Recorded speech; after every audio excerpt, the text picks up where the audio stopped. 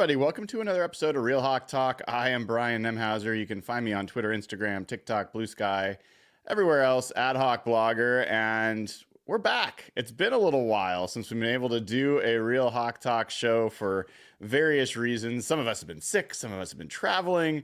All sorts of things going on. But we got the crew back tonight. Evan Hill, at Evan Hill HB. It's been a while. My friend, how you doing, man? I'm doing well now. I was not well a week ago. I think it feels like everybody knows somebody who is really sick right now or has experienced the flu or the COVID or whatever over the past month. But I was down for the count last week, boys. Like I was not doing well. So I feel a lot better now. Still got a lingering cough, but just been sort of processing the Seahawks news over the past couple of weeks and watching your shows, Brian, as I always meticulously consume your content. So that's what I do. Yeah, I'm sure you do.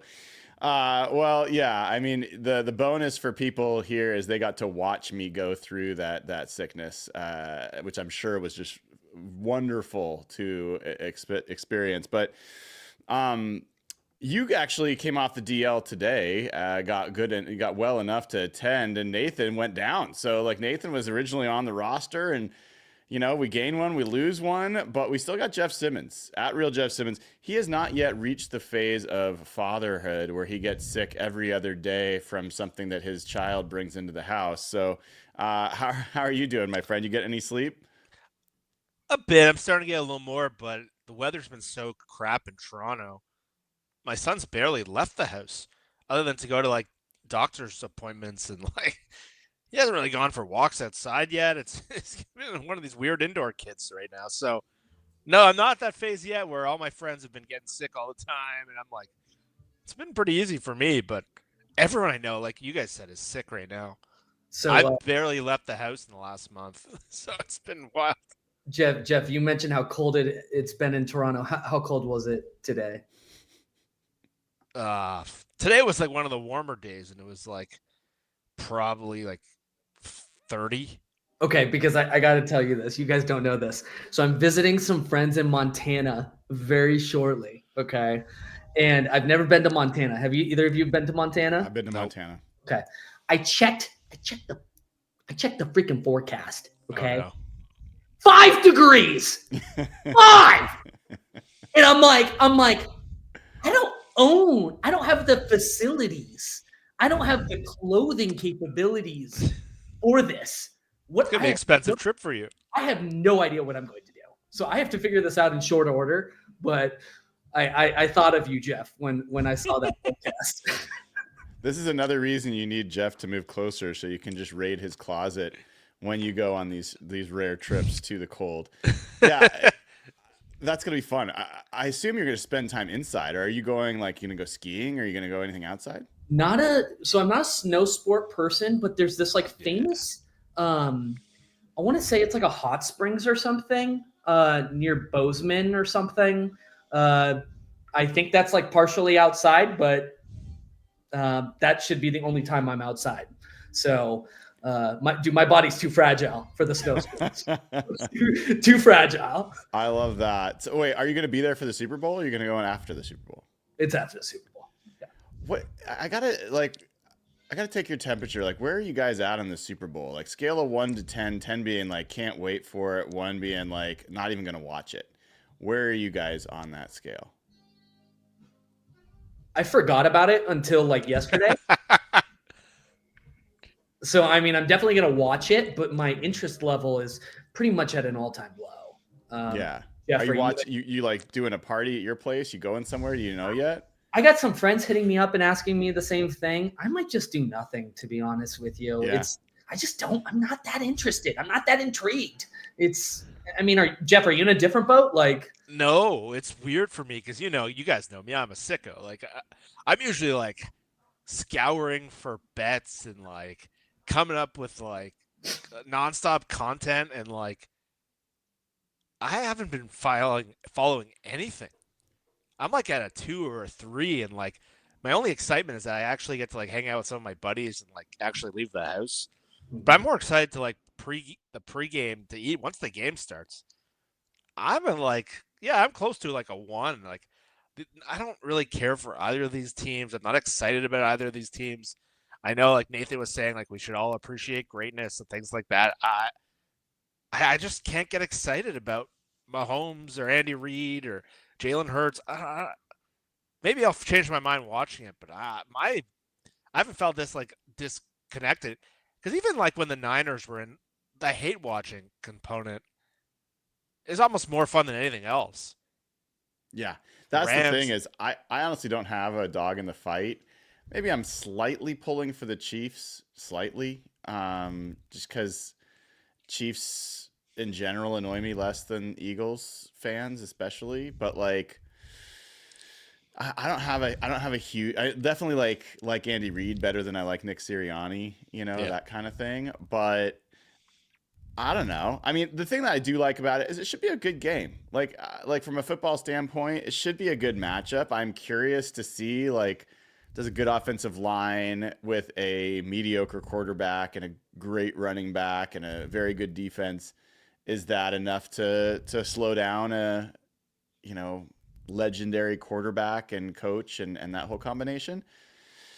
It should be interesting. Like I'll watch, but it's nice to not have like this stress of, oh my God, are the 49ers going to finally break the streak? But in general, not super enthusiastic about it. So I'm glad you guys aren't either, so we won't have to spend a lot of time on that. I've got a different question for you related to the Super Bowl. All right. We're gonna try to solve the hardest problem for the Seahawks, and we're gonna try to do it during this show. Okay, so buckle up. I thought this was going to be a snack related question. This is not going to be a snack related question. We may end up there, but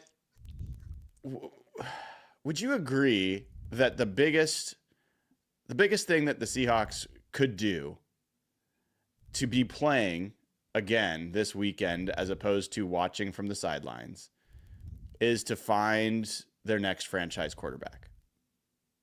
Do you think that's the biggest thing the Seahawks could do to be playing in this game? So that's first question. I mean, it's one of the top biggest things like that. What's in competition? What's in competition for it? Develop an actual offensive line. Like if they have a top 10 unit in the trenches, there's a good shot they win a couple of playoff games, frankly. Jeff?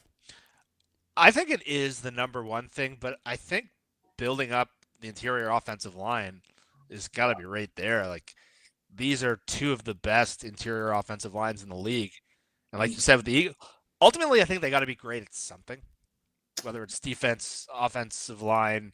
But I think they have to build I think maybe even before quarterback, they have to build an infrastructure for their offense to be repeatable. And I think that's the biggest thing they need to do right now. I mean, this is two of the best defenses in the NFL as well, right? It is. It is. It's another trend. Is. Well, part of the reason I'm curious, this is the fun part of this. So offensive line we've talked about a lot. We have not talked about the quarterback thing as much. We talked about, should you sign Geno? Should you not? What would the extension be like? All that kind of stuff. I don't want to talk about that. We've done that. And the fact of the matter is, no matter how you feel about Geno Smith, he's 35 or going to be 35. You got it. Like the likelihood that the team is going to all come together in the next 2 years, where Geno Smith is probably still capable of playing his best football. I don't know if I'd bet on that. So the question I've got for you guys, and I'm going to give you some choices and you can choose off menu if you want. How do you find what's your move you make this offseason that puts you in the best chance to potentially find your next franchise quarterback? That is the question we are going to wrestle with for a little bit. And I'm going to give you some choices. You can go and draft. You can pick somebody in the first round, second round, third round, fourth round, whatever you want to do. You could draft. You could sign somebody in free agency. You could go big after Sam Darnold. You could go after somebody else, right?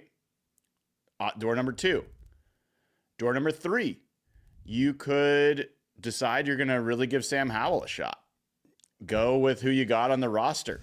Invest and develop with what you have in-house. And door number 4, you could trade for somebody. And trade options I'll throw out there include, maybe you go after Hendon Hooker. Maybe you go after Joe Milton. Maybe you go after whoever else comes to mind for you. And I'd put in the free agency, the door number 2, throw in there a Kirk Cousins if you want to assume he's available. All right. So put him in the free agent bucket. Not saying that's what you pick, but I want to know, and I want to hear from you guys, knowing that we've got to find somebody after Geno, which of those 4 options this year puts you in the best position to potentially find that guy? Jeff, you're going on the board first on this one. I'm throwing you to the wolves. This is pretty rough because this is the hardest offseason to do this. This is wait, does it have to be accomplished this offseason? This offseason, you're taking a step toward whatever the answer is. And I'll give you a little bit more. It could be if you want a multi-step process, like we're going to sign somebody in free agency and then we're going to whatever. But it's like we're taking a step this offseason to move closer to what that answer is. It could be direct, it could be a second multi-step, whatever.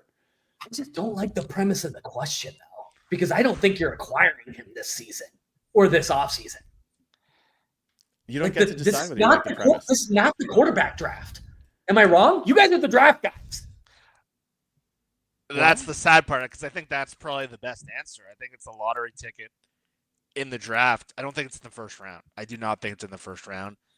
Mm-hmm. I'm not going to say go out and try to hope you get Brock Purdy or something, but you look at free agency, like Sam Darnold essentially just creates what you have now and probably a more expensive version of it. Yeah, he's 10 years younger, but I don't think it ultimately takes you to the Super Bowl. We saw what happened with him at the end of the year. The rest of free agency is just trash. I know, Brian, I think I know where you're going to go with this. I think probably the best is to take multiple shots. So that's a second, third round, fourth round pick, maybe like a Will Howard kind of guy, maybe something like that. And then you trade for Joe Milton and hope one of them hits. I think you diversify. That's kind of what they did with Russ and Flynn. But yeah, Evan's reaction is pretty telling. I think that's more likely getting you the next Sam Howell than the next franchise quarterback, because they've tried to go they haven't drafted anyone, but they did Drew Lock and they did Sam Howell, and those were the next best options, and they've become Drew Lock and Sam Howell, and they're not even good backup quarterbacks. So I think I would take a mid-round, third round, fourth round quarterback and hope you strike gold. Could you entice a non-Cowboys related Texas football team to trade one of their best players? A non-Cowboy? It's a Luka joke. It's a Luka joke. Oh. Yeah, he's the worst GM in the league. Can you trade for that guy? Yeah, we don't have. What was his name? That Bill O'Brien down there that was trading away all their good players. Yeah, we don't have him. We don't have him anymore. Evan, no, I'm gonna make you answer, man. So what do you do? You know how important this position is. You do nothing. That's an option. I lean towards Jeff's realistic approach of you throw a dart in the third, fourth, fifth round. I don't think you throw a high pick at this, but if we're talking, if you allow me to expand the horizons of the question, Brian, you know what you do? You start Sam Howell, and you lose a lot of football games this year. A lot of football games. And the fan base is going to be deeply unhappy, but it could set you up pretty well draft pick position-wise in 2026. And everybody's going to hate me for saying that because tanking is bad, but sometimes it works. And this could be one of those situations. So could be, or is that what you I want a little more conviction. Is that what you would, if you were in charge of this and your goal, what you were, your entire compensation depended on you finding the next Seahawks franchise quarterback? Is that what you would do?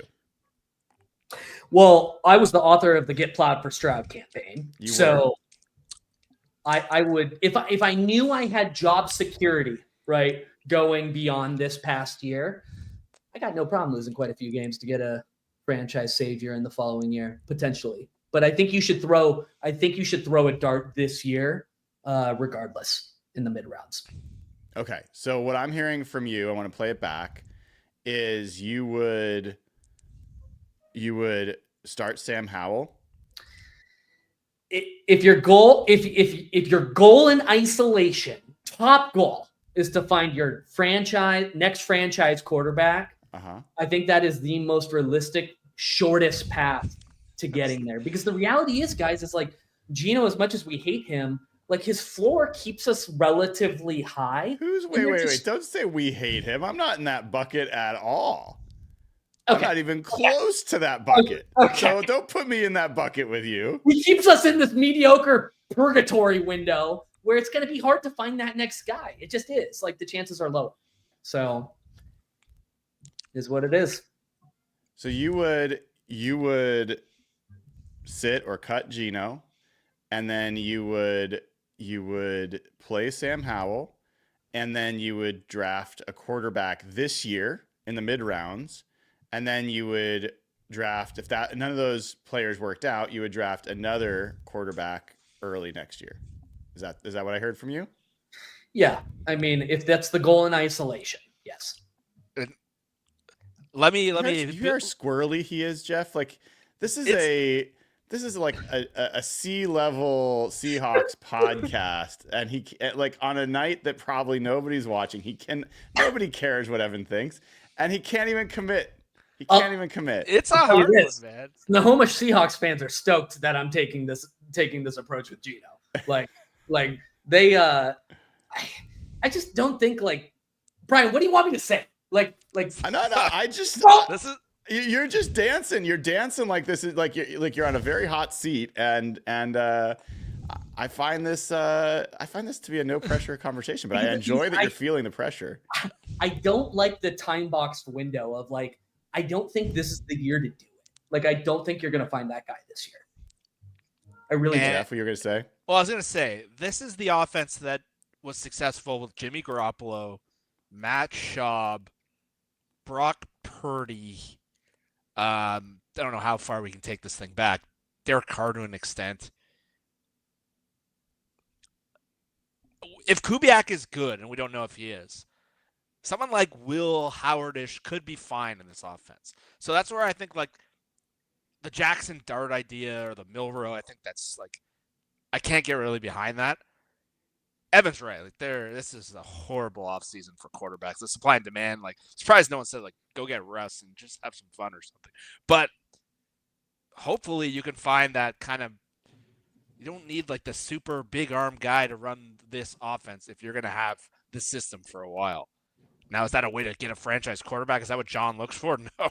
So that's where it kind of, it's a hard question. Brian, I think I know where you're going to go with this thing, but I cannot hear Brian. Brian, are you going to go down the Joe Milton route? Are you going to do it? That was my guess. Because I can't handle it if you're going to do it. I can't handle it. Yeah? What's going to happen? I need you to stop pretending like he's good. No? I need this fan base to stop, like. Did you watch that game? Yes, I did. Did yes, you? Did you? Yes. When Drake May got injured or pulled or whatever. Yeah. Yeah. It was like, it wasn't a full game though. It was like. It was all but 2 snaps. Oh, was it that much? It was the week. Yeah, they were trying to lose the game actually to get the number 1 pick, and Joe Milton was so good they won, and they end up with the 4th pick. Okay, this is coming from the guy who just said play Sam Howell to tank in the hopes that we are going to find somebody next year. Does not get to look down upon any other path to finding this. All right, Sam Howell is not exactly the top of the list of guys I would look to try to solve things for you.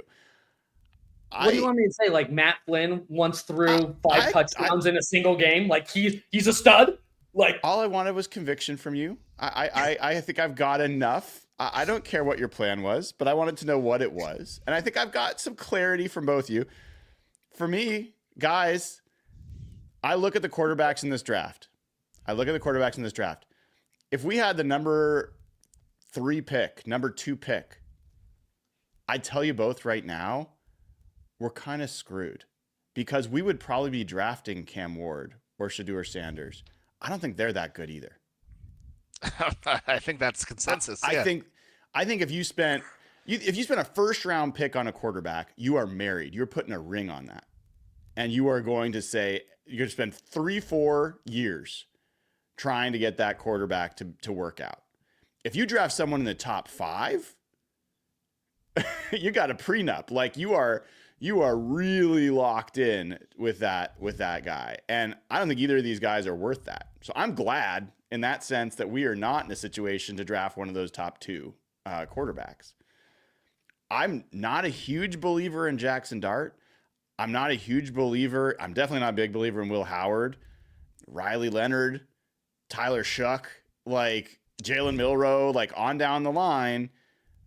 Not a big believer in it. None of these guys like raise my heartbeat much. If Joe Milton was in this draft, I would take him with the 18th pick.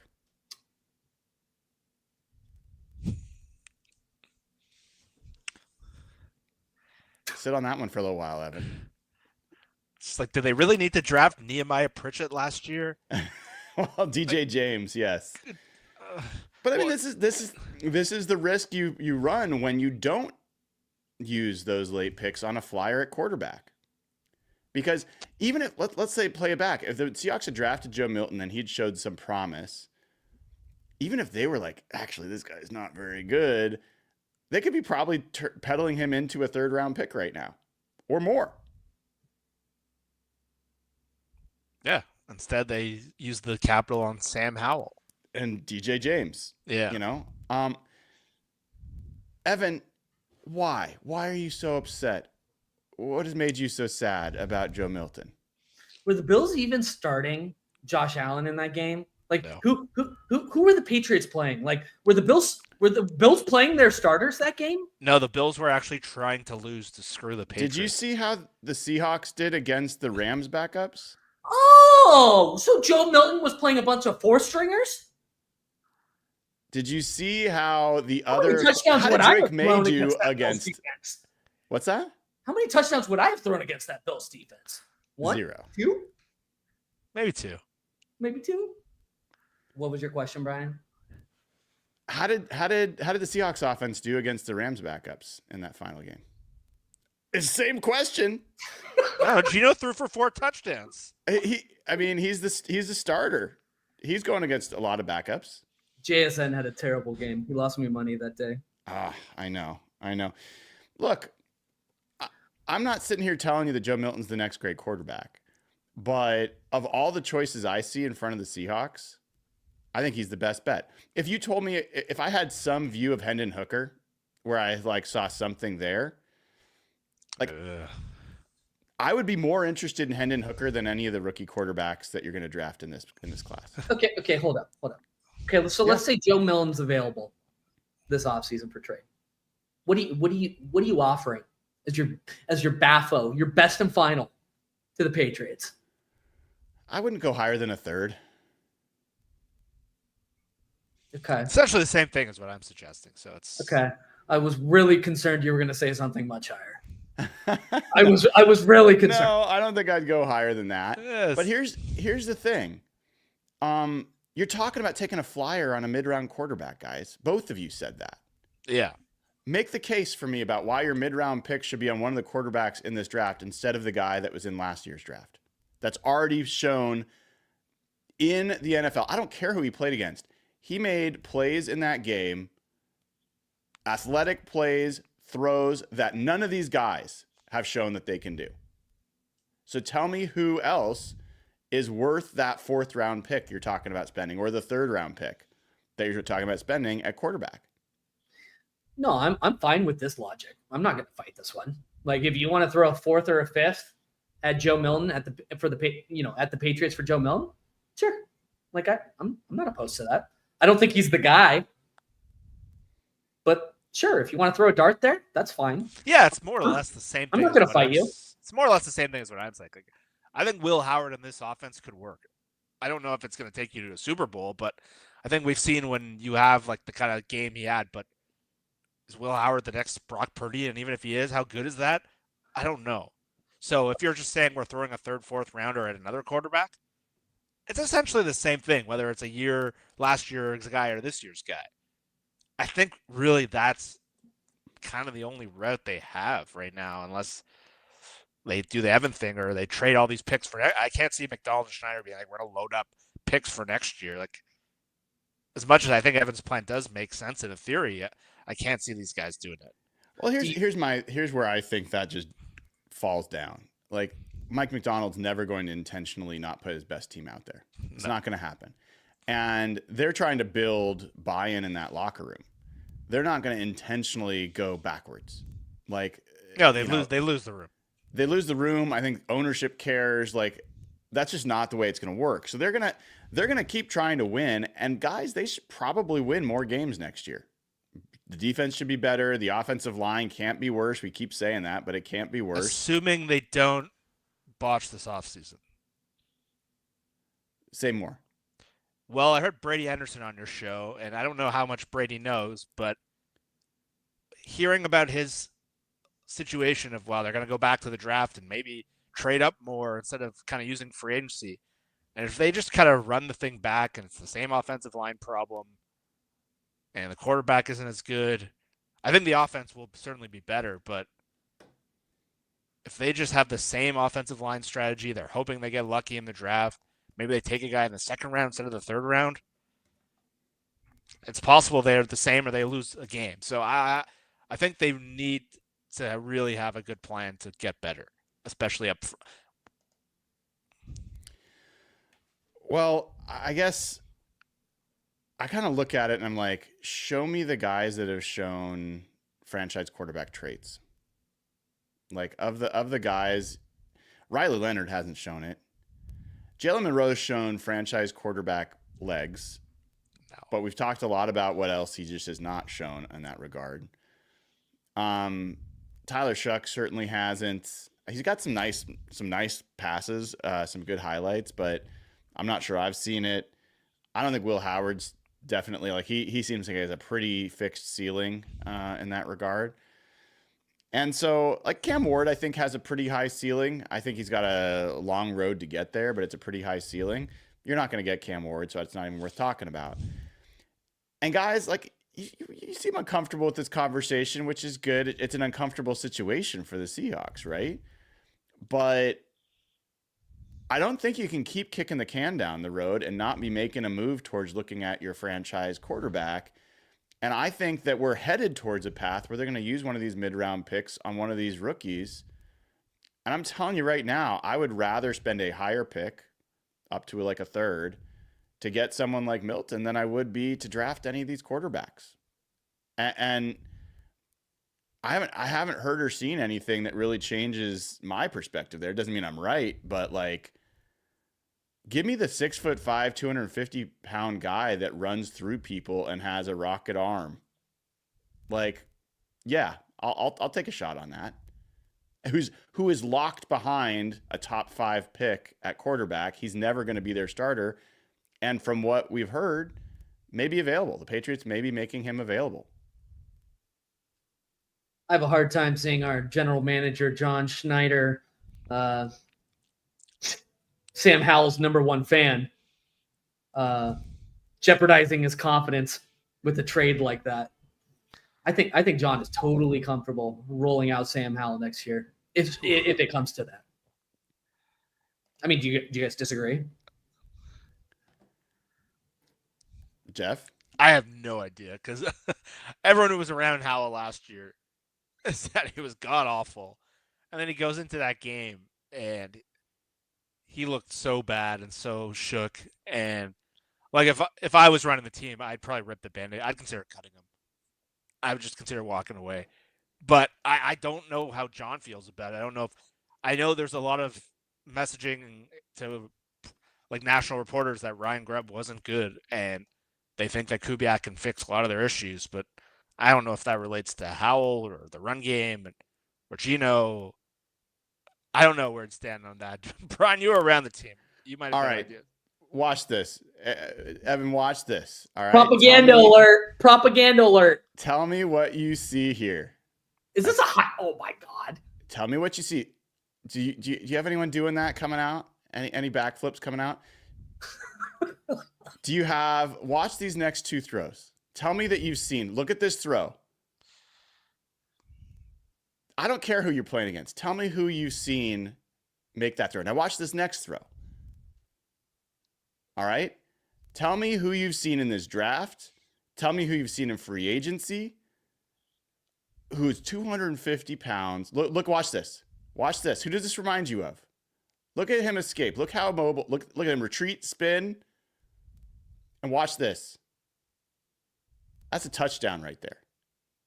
You tell me why.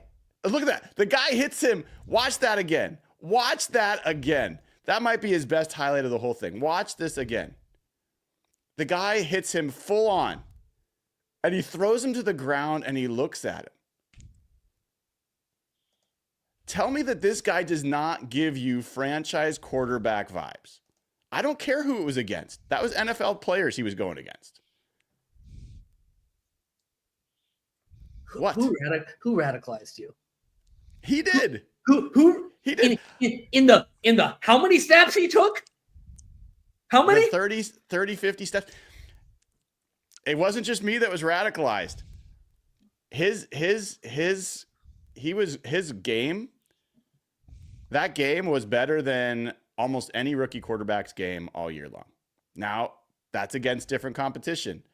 But Drake May, in that same offense, that man struggled to do a lot of almost anything. Sure. He was not making those throws. Yeah, I mean, I'm not sold on Drake May. Jeff, why do you feel like, do you agree with him on this? I would take, I think it's the same idea as what I'm saying. I would take the shot. I just know, I remember an old quote from a baseball general manager that was the GM of the Mariners and the GM of the Blue Jays. And one of his lines was always, never believe anything you see in September. And week 18 is the equivalent of September.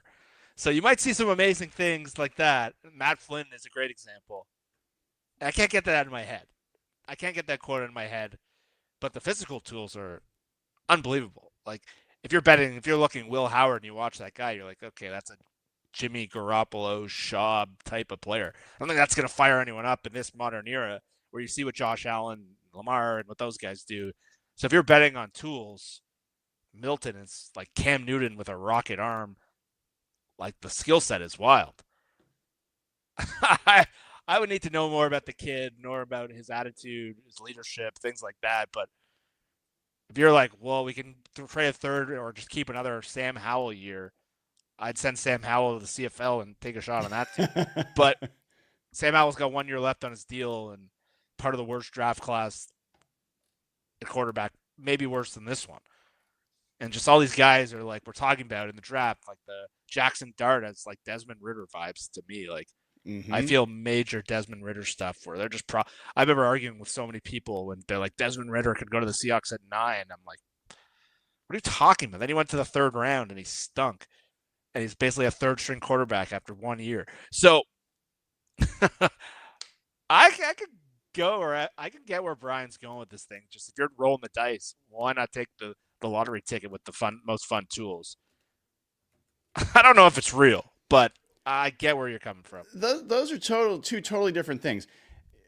I think the reason I'm making the case I'm making is not because I think Joe Milton is certain to be a franchise quarterback, or that you could base everything off that one game and he's proven that he's that guy. I'm saying he showed more in that one game from a tools perspective than any of the other guys we're talking about. Any of them. Yeah. And if you're looking, like, the fact that people are out there saying Jalen Milroe should be a first-round pick or a high second-round pick, because why? Because of tools that they think that they can work with. He's shown a good deep ball, and he's shown great legs. Joe Milton, in those clips I just showed you, showed more than Jalen Milroe's shown in all his time in college. Period. Like he did things that Joe Milton has not done. And so I do say, yeah, I'd rather bet on those tools and see what can come of them than anything else I'm seeing. Because look, I do think you got to start lobbing some grenades, guys. Like backing it all the way back up. We've kind of taken this as far as we need to take it, but I'm so sick of the team being like in this purgatory, right? Yep, they are. I mean, look at both you guys are wearing brown. Like that's like the level of purgatory we're in. Like you guys have decided this team is shitty and you're showing it through your clothes. So like I want to take some bigger swings. They're not going to do it by signing Trey Smith as much as I'd like them to. So putting up here that Hawkblogger could show Malik Willis highlights and sell me he's QB1. I don't hate Malik Willis. Malik Willis has won a couple games. Oh, that was supposed to be a joke. I don't hate Malik Willis. Oh, No, I would not make this case for Malik Willis. I would not make this case for Malik Willis. I would make the case for Malik Willis over some other guys. But this is where we are. Yep. Oh my God. But the problem that I still come back to is I don't think they have an infrastructure for a quarterback yet. They don't. And that's almost where I would start. And I know I agree with you. They got to take shots. I've hated that they've kind of pushed this can down the road. And like it must drive John Schneider crazy because Mahomes, when they traded up for him, the Chiefs, I think they were like a spot away from the Seahawks. All they gave up was like a 1 and a 3. And like, if they gave up the 1 and the 3, that would have eliminated like Lano Hill and Rashad Penny. Like that's all it would have cost you. So they've been sitting there with the shot and like they could have traded up a couple times and they haven't. And now we're in this kind of purgatory, but like we also we haven't shown we've had a run game for how long?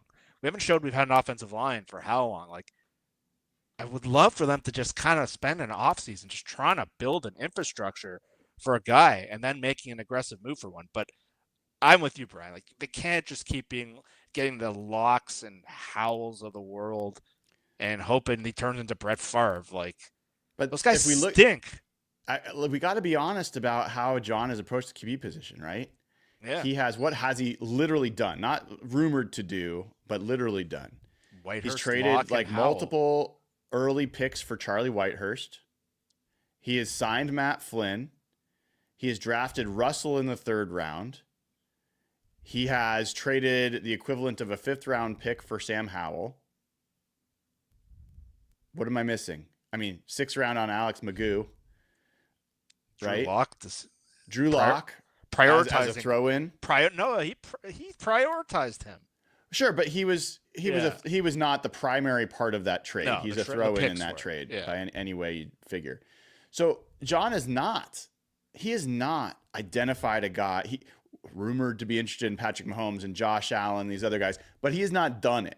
No, that's what I'm saying. Like you could have made that trade that the Chiefs made easily. They had 4 3rd-round picks that year. Right.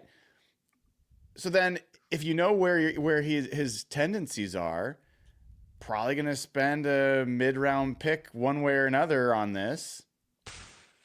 God. Like I guess part of my point here is you don't see guys that flash tools like that happen to be young and behind a franchise quarterback who you know he's not going to overtake anytime soon.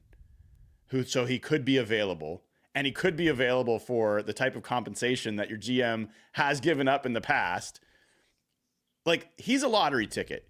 Maybe it's super long odds, but that's a much more interesting lottery ticket than Sam Howell to me at this point.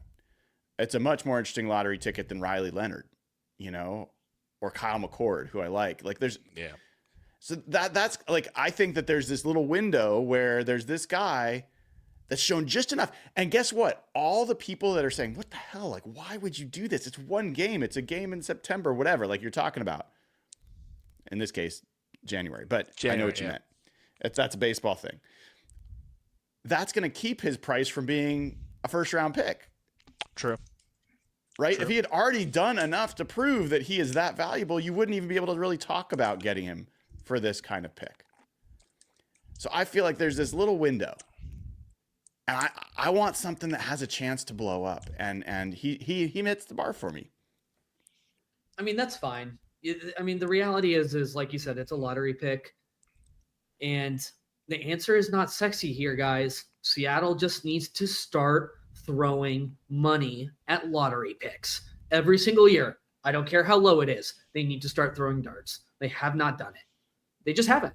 So this needs to be an area that John Schneider like religiously addresses every single year, just throws darts at. And, hope we get lucky. I think that's been a huge failure of his, considering that's been like his mantra. And I know the drafts have gotten away from him, but like Green Bay, they did get Matt Hasselbeck, who they actually turned into a first-round pick, and Aaron Brooks and Mark Brunell and all these guys. And he was around that, grew up around Ron Wolf. And Ron Wolf was a trenches guy. And he's come here with that mantra. Not only have they not built the trenches, they haven't drafted quarterbacks. And look, Joe Milton, they had multiple shots at him last year. They took 2 cornerbacks from the same school. And you'd feel a lot better having one of those dudes instead of Sam Howell. And I think it's a kind of a black mark that, yeah, the Russ trade was great. The Geno Smith thing feels like it was like they fluked into it. And they've really never had a plan of how you moved on from trading Russ was great. They clearly sold right, but it's kind of irrelevant that they got so much for him. And they haven't really gone better. And I think that's because of that position and not drafting Jalen Carter and things like that. But I think it's a big black mark on kind of where they are right now. They made one of the best trades of all time, and they're still not better. And I think it's because of that. Yeah, I think that all makes sense. I got a super chat here we got to put up there from Austin Martin. It says, what about sending multiple first rounders to an AFC team for an established star? I bet Joe Burrow wants out of Cincinnati. I doubt JS would do it, though. Thoughts on that? Love you guys. Go Hawks. I don't know. Like Justin Herbert. The only guy that might come close to maybe consideration is Trevor Lawrence. Like maybe the Jags would consider that, but I don't think so. Though. I think Liam Cohen's probably like, no, I want to coach this guy. Duval. So I don't think there's any. If you've got an established quarterback, I don't think anyone's giving him up. I don't care. Even if you gave him 4 first-round picks, I don't think most people are really thinking about it. The other thing that Brady said in the show I had with him, I'm curious if you guys. Like he was pretty clear that he doesn't think that they're going to spend meaningful money on an offensive lineman. Like they're not going to do. He's very skeptical. They'd go after it, which I think we all kind of instinctually know is probably true. Yeah.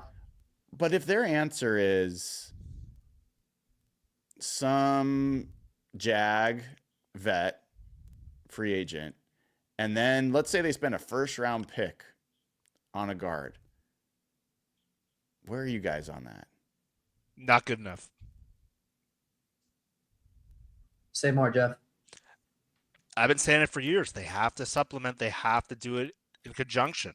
You look at the Chiefs. They got Thuney. They got Humphrey. They got Smith. You look at the Eagles. They've drafted really well. They took a lottery ticket last year on Becton, and I think the Seahawks have 3 pretty big holes in their offensive line. I think guard to guard. And now that you're running a scheme, Brian, you're going to be around this guy, I assume, this week. Their offense fell off a cliff last year when their center got injured. The quarterback has talked about the importance of the center position and how the veteran and how important it is. Shanahan, who was around Kubiak, same line coach, signed Alex Mack. I think if they don't go into the free agency and sign a center, I think that's a big mistake. I think they have to come out of free agency with a good veteran center. Unless they think Olu's the guy who can run all the communications. And I see Olu as like a fringe starter at best. I don't think he's the dude. So I would love for them to spend a first-round pick on offensive lineman. I'll applaud that. I don't think that's enough. I think you need to do it in conjunction. We've been saying this for 2 years now. I think at the very least you need to come out upgrading 2 spots this offseason. I would love for them to do 3, but I think you need to get center and then a high pick on a guard. I think they might need to do a center and a guard and free agent. Brian, I agree with Jeff. To answer your question, I think it has to be a tag team combination, both in free agency and spending premium draft capital there. What are your guys' thoughts on Drew Dahlman from the Falcons? Have you guys dug into him at all with like his outside zone sort of like rushing background? I think that's the guy. I think I would be maybe my number one target for them. I think if they're going to run the offense, that Brian, you dug into John Benton and his background. That's why I brought it up. I was like, Brian, I was literally listening to your show for the second time before this, and like, I swear to God, I was for the second time because I wanted that big dead ass serious. I wanted to listen to that quote where he called him like a slobber knocker or whatever to get me hyped. And this guy seems like he'd be a perfect fit for this offensive line. I mean, am I wrong here? I think like if they go out and sign him, like that gives me more confidence and this might work. Yeah. For this whole thing to work, I think you're going to need a good center.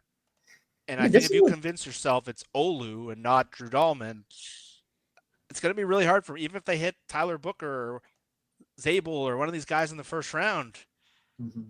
I think Dahlman is, a hand and glove fit. And a lot of the number guys we've come up with hand and glove fits have turned out pretty good. Yeah.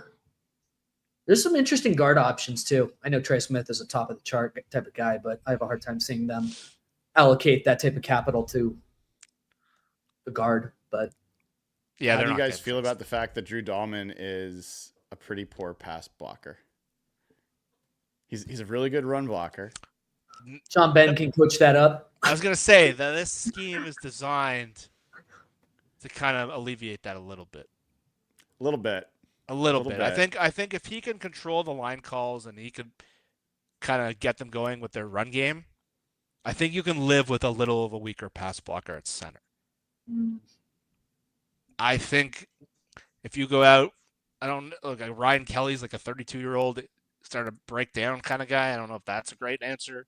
Maybe it's cheaper, but I think you need to start somewhere because Olu's also a bad pass protector. So I don't know that he is. He's had some bad moments. I'm not nearly as low on Olu as you are. I'm not high on Olu, but I think I'll say this. I would take a first-round pick and a priority guard free agent over getting Drew Dahlman and like a draft pick. That's fair. Guard. No. Like, as long as you're upgrading 2 spots to me and one of them is a veteran, I'm totally. I don't think you're going to do all 3. I think if you look at, you can live with Olu, you can live with the LeMay or a Haynes. As long as those other 2 spots are upgraded, I'll be excited about the direction. If it's just they get one in the draft and you got Olu and Haynes out there next year, I don't know, man. Yeah, I heard John Boyle on with, I think it was Bump and Stacy this week, talking about his time at Senior Bowl. And John, you got to listen to him because like, he's never going to tell you something, but he's going to kind of tell you something if you, like what he's willing to say or not say. And he said something along the lines of, I think that the team believes that while the offensive line definitely needs to improve, I don't think they believe that they need to get 3 new starters or something like that. And the way he said it matter-of-factly to me indicates they're not planning on getting 3 new starters. Like, anyone that's holding hope that that's the plan, surrender hope. Like, it's not going to happen. And I would bet you that Olu's a guy that they're willing to upgrade, but I think they'd be willing to roll the dice.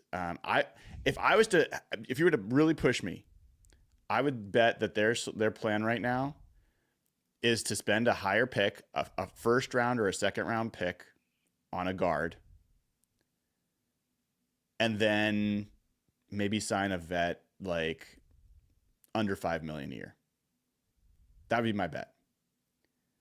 I don't think that's good enough. It's certainly more risky. It's more risky. Like, let's be honest. Like, if they get a guy that's Dominic Pooney in the first or second round this year and they stick him in there, that would be better than spending $23 million on a guard, right? Yes. But how about both? It's riskier. How about both? But why not both? That's like the Chiefs did the double dip with Humphrey and Tooney. I'm not saying you're going to get these all pros, but they were in this same spot in that Super Bowl. They had to upgrade their whole interior line.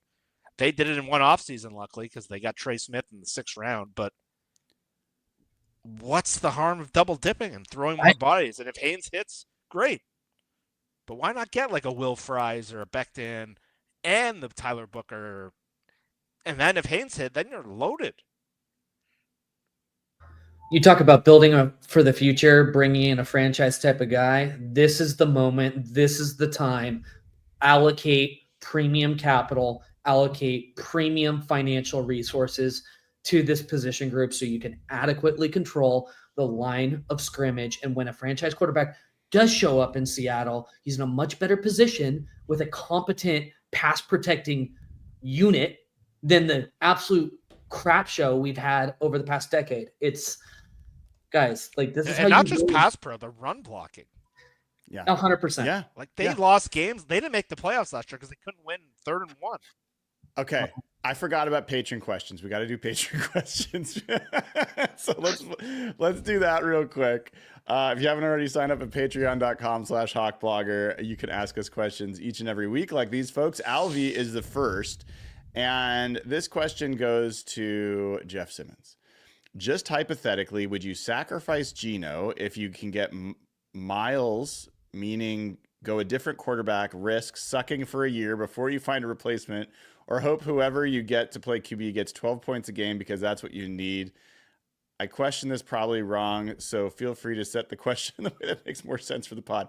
I think Alvy's saying what I'm not following. I think Alvin is putting the hypothetical of what Evan said. Is it worth just, having a year where you go down and you stink and try to draft a good quarterback later? Like, I don't think you can purposely tank, like Evan's saying. Like, I think McDonald's trying to set a program. I think you're a very veteran heavy, like the locker room leaders are Julian Love and Leo and those guys, and you try to build a program. I think it would be, you saw the email that went out to the ticket holders. I think you could have worded it very differently. I don't think that's going to happen. I would not kill them if they just say, look, we're not going to allocate this much money to a 35-year-old quarterback while we're trying to rebuild this thing. We could have a stopgap for a year while we try to draft a guy. That wouldn't bother me that much as it would other people. Like, there's enough stopgaps you can get in free agency. I wouldn't love it, obviously. It'd be hard to watch, but I wouldn't hate it as much as other people. Evan, next question for you comes from Jen. It says, are you more optimistic or less optimistic now that the offensive coaching side of the ball has been overhauled? I think I'm relative to the Grubb staff, or I think it's a high floor sort of hire, but I'm not going to pretend like I'm ecstatic about the hire, guys. Like, I'm pretty lukewarm on this. It feels like the safe pick, and I think I'm okay with that. These two guys that he brought in, the quarterbacks coach, like, these are guys that he has pre-existing relationships with. Kubiak has worked schematically with these guys, before. So my hope is that there's going to be less sort of like rookie mistakes almost from a coaching perspective with the Kubiak hire. So I think to answer the question, I'm probably lukewarm optimistic. Yeah, but not. Yeah. I'm not out of this world excited for sure. It's kind of, I think what you're. Tell me if this matches for you. I'm less excited about Kubiak than I was about Grubb, but I'm more excited about Kubiak than I was about Grubb at the end of the year. Yes. Yeah, you always want the high ceiling, right? But I actually kind of feel like that's not the worst thing, that we're all kind of there. Like, how many of these high ceiling offensive coordinators have worked? Like, when was the last time? I know. Like, when Sean McVay became the OC, no one was like, "Oh, this is going to be great." Like, this tight ends coach who's never called plays before. Like, yeah, it's good to have an adult in the room. So that hopefully that works out. All right, Jeff, this is for you. This is a scenario where the only thing you have to do is the Seahawks have to draft Ashton Jeanty in the first round. Oh, God. Okay. Evan, that's a running back, in case you don't know. Oh, no. What are the sequence of events that comes after that? In terms of what? Like What else did the Seahawks now that after they've drafted Ashton Jeanty? What do they do? They would have to trade Ken Walker away and try to recoup some capital since they just wasted their most important resource. Then they would have to fire John Schneider immediately and send out a press release that Pete Carroll's like taken over the organization from outside the building. But they can't do this. They would have to spend like all of their next picks on offensive linemen, like 3 in a row. But like, look, GT is one of the only blue chip prospects in this draft. I think the guy's one of the surest players to hit, but it would be such a dumb idea for a team with kind of just, it's like putting the rims on a car that doesn't work yet. Like, it's so stupid. Yeah. We've seen, like, you've talked about this for years, like they've put a little too much stock in wide receiver, I think, before they built the baseline of the offense. I think we've seen around the league wide receiver should be the finishing touch of the offense. Like JSN, I love the guy, but like he had a career year and the offense didn't get better. And that's not a knock on JSN. It's just you want to build the foundation of the house, and there's no more luxury position than running back. So there's no way to making that up. If they do that, they're just lost. And you can build a run game with a 7th round pick. We've seen too many times. They need to have the foundation to make it work. So we thought this was a Pete Carroll thing. Let's go with this question. We have a question from the chat. It's a great question, actually. What does Evan think we should do at kicker this year? Well, Mr. Jeremy, I don't know how to pronounce your last name. Let me tell you what I think we should do. So 2025, Jason Myers has a $6.825 million cap hit, approximately 2.4% of Seattle's 2025 salary cap. Okay. This is the second to last year of his deal. Okay. Seattle needs to open up a little bit of space in 2025. How could Seattle do that? Rookie kicker. Extending Jason Myers, lowering his cap hit. They could actually do this, and I think it would be a great deal. So tack on 2 extra 3 years, secure your Pro Bowl kicker for the next 5. Money. Can't think of it. Well, Evan, you get a back-to-back question here. Amy Holmes has one. He says, when we clearly need to upgrade the offensive line, how comfortable are you that Steve Hutchinson has grown with the league to be able to make a good selection? A good player doesn't necessarily make a good scout. Yeah. He pounded the table for Stone Forsythe, if I recall correctly. Did he actually? I don't know if he pounded the table, but I don't know that he's had a particularly great run in highlighting offensive linemen. That's so common of like former NFL players though, right? Even just current NFL players. Richard Sherman. Well, Jeff has continually asked KJ Wright to be the next scout for our best safety. I know that. Jeez. You guys, do you ever guys see John Elway's draft history at quarterback? Yeah. It's not the same thing. I say it all the time. A lot of players do not make great scouts. And there's some guys that are great at identifying offensive linemen. Hopefully there's some, hopefully Benton has a better track record. I don't know what his track record is of identifying guys. I don't know. He was in San Francisco. They had pretty mid lines. New Orleans, they took a guy in the first round that everyone would have taken. He got more out of Trevor Penning than they did in the past. I don't know. But they don't have this offensive line. I wish they kind of used Mike Holmgren. I know Mike McDonald had been talking to Mike Holmgren, but that dude built the best offensive line this league's maybe ever seen. And maybe they should be scouting him. Yeah. This is a question for both you guys. Chris Bailey. Which draft history would you rather change? Chuck Knox getting his way and the Seahawks take Brett Favre instead of Dan McGuire, or the Seahawks lose to the Patriots in 92 and get the first pick in the draft and take Drew Bledsoe instead of Rick Meyer? This was before I was born, so I'm not answering this. Would you rather Drew Bledsoe or Brett Favre have actually been a Seahawk? I think Brett Favre is a POS, so Drew Much Bledsoe. better quarterback, though. Don't care. I'm the opposite. Brett Favre is a horrible person. We've learned that.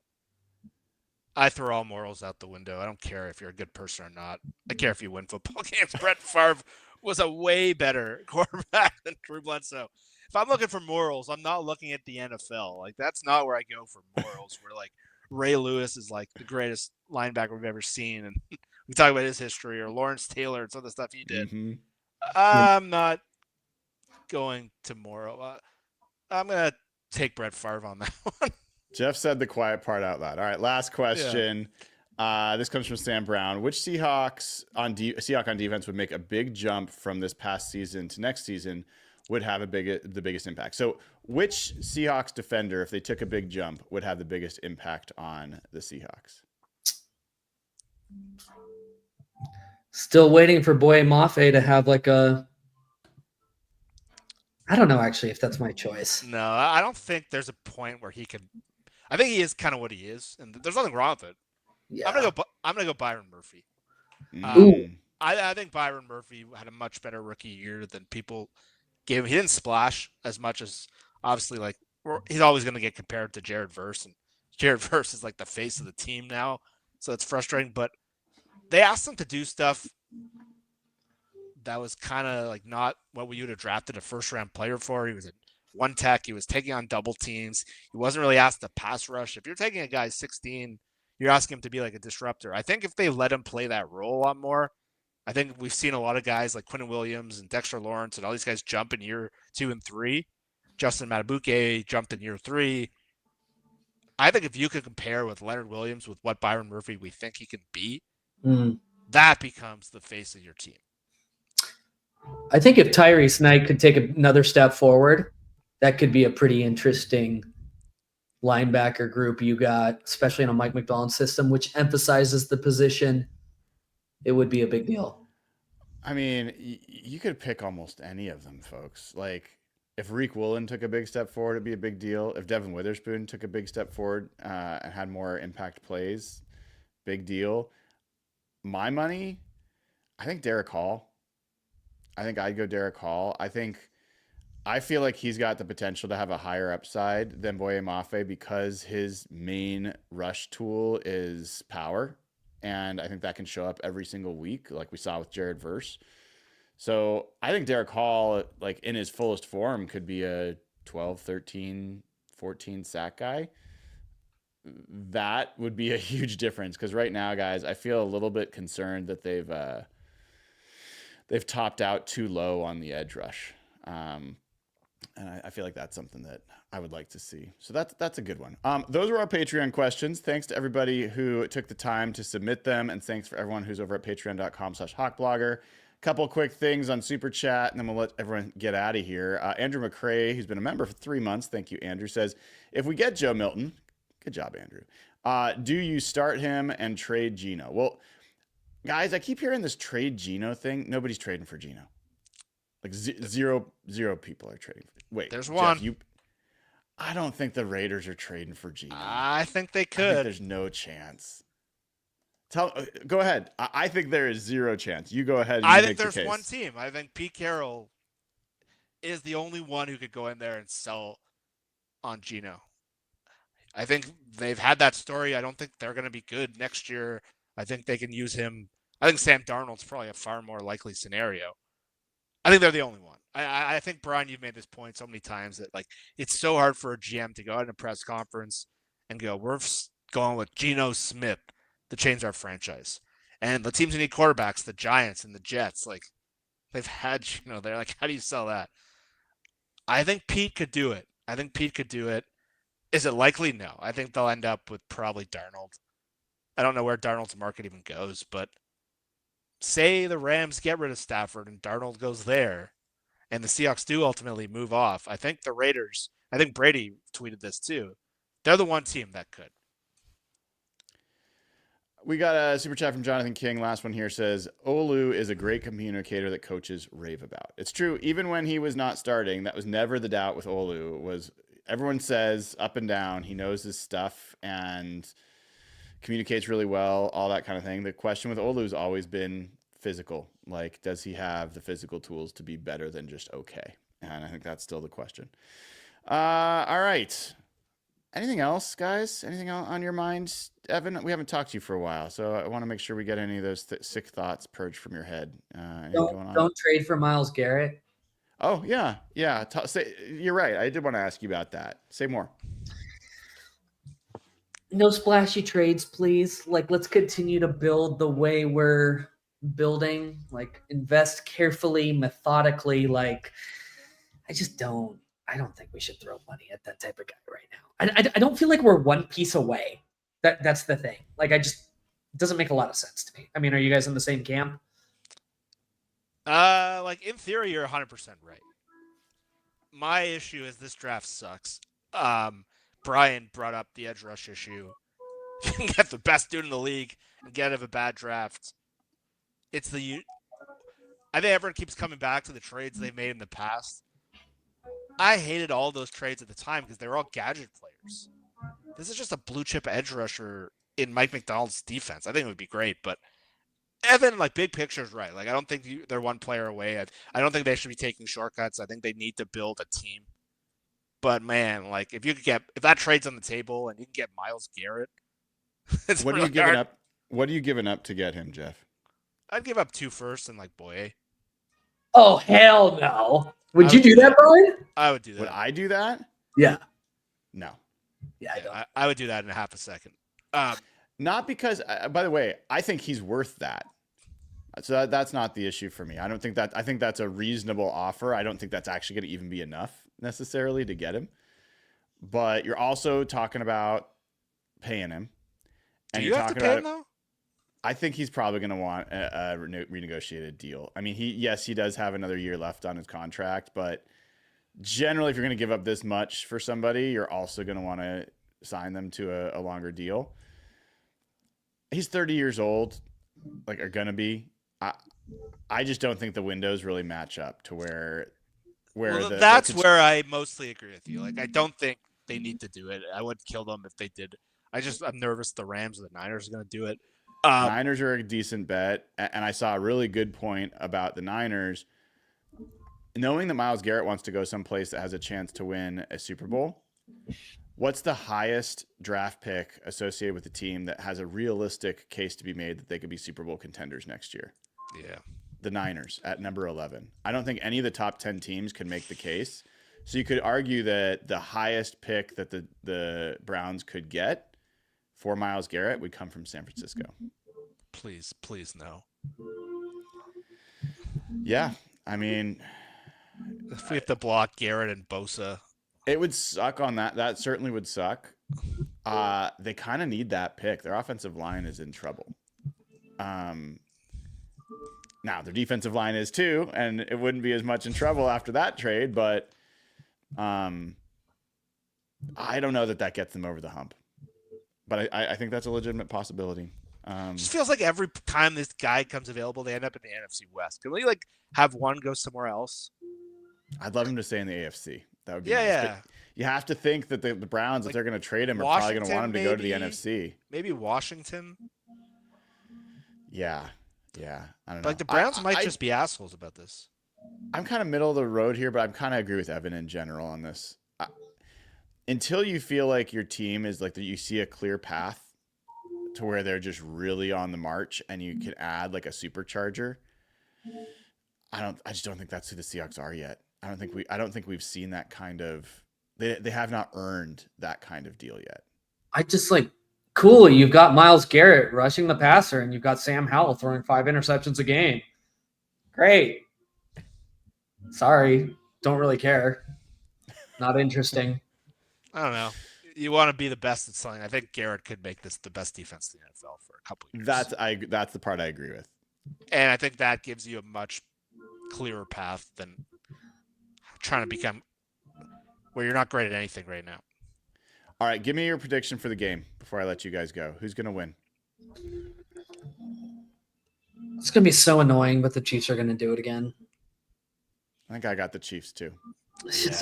You can't bet against them.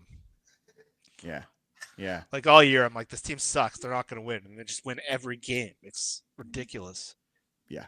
It's so exhausting. Like, I don't even hate the Chiefs like other people do. It's just kind of tiring. Like, I want something new. as far as like dynasties go, the Chiefs just don't bug me that much.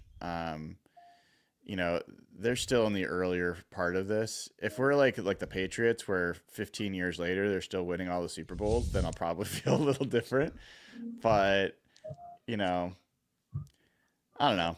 Yeah, I don't hate the Chiefs either. Like Travis Kelce annoys me a little bit, but like he's a pretty cool guy overall.